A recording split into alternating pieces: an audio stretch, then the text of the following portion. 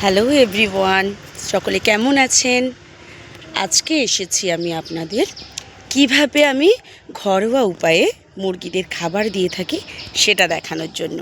চলুন দেখে নেওয়া যাক।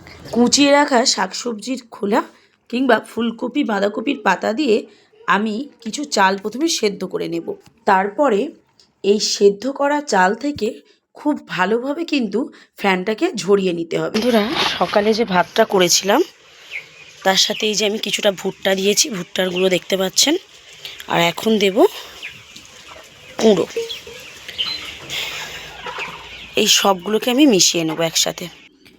এই দেখুন বন্ধুরা, এই মিশ্রণটি এবার আমি নিয়ে গিয়ে লেয়ার মুরগির খাঁচায় দেব।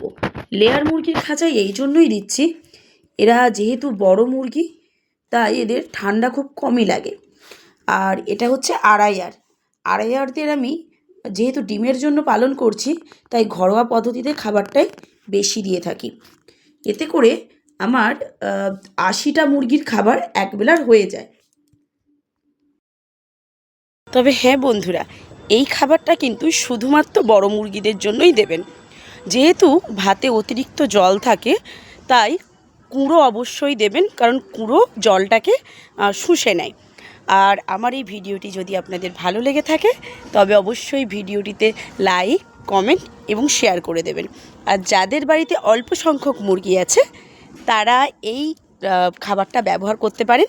এতে আপনাদের সাশ্রয় হবে, ফিড কিনতে হবে না, ফিড কম লাগবে, আর মুরগির ওয়েট লসও হবে না।